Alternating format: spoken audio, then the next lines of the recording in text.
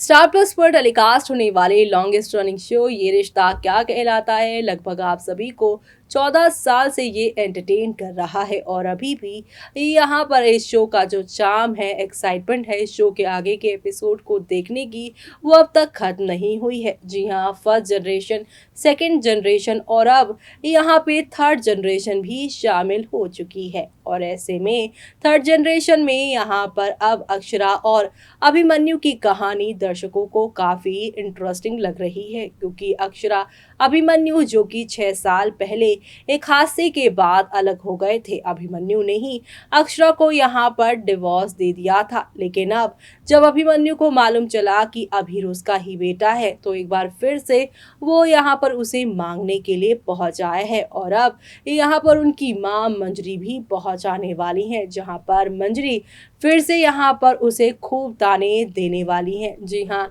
इस बार माफी नहीं, हर बार की तरह मंजरी इस बार भी अक्षरा को ही ब्लेम करेंगी और कहेंगी कि तूने नील को मारा, अब क्या मेरे पोते को भी तू मारेगी? तुझे पता है कि यूएस जाते जाते यहाँ पर कितना कुछ गलत हो सकता है, वहाँ किसी को तू नहीं जानती, किसके कहने पर तू जा रही है। ये सारी की सारी बातें मंजरी उसे सुनाएंगे और कहेंगी कि नील को तो हमने खो ही दिया, तेरे दोनों बच्चों में से हमने एक को तो खो ही दिया, अब क्या तू इस बच्चे को भी मार देगी? यानी कि यहाँ पर मंजरी को लग रहा है कि अक्षरा जो है उनके परिवार के बच्चों के लिए बैड लक लेकर आती है। नील की मौत और उसकी खुद की बच्चे की मौत जो है अक्षरा की वजह से हुई है। और अब मंजरी की ये सारी बकवास बातें सुनने के बाद अक्षरा अपनी चुप्पी तोड़ेंगी।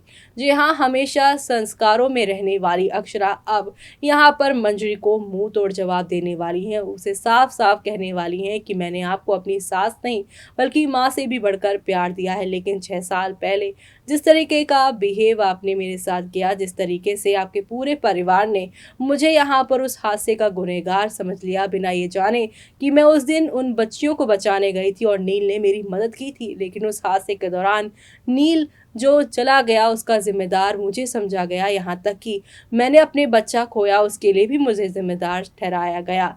यानी कि अब यहाँ पर हर एक चीज़ के लिए जवाब अक्षरा देती नजर आएंगी। जो अक्षरा 6 साल पहले हादसे में लगे इल्ज़ाम के बाद चुपचाप घर छोड़कर चली गई थी, अब वो यहाँ पर अपनी माँ नायरा की तरह ही शेरनी की तरह दहाड़ेंगी, क्योंकि इस बार उनकी कोई गलती नहीं, बल्कि इस बार वो सच्चाई के साथ लोगों के सामने लड़ती हुई नजर आने वाली हैं।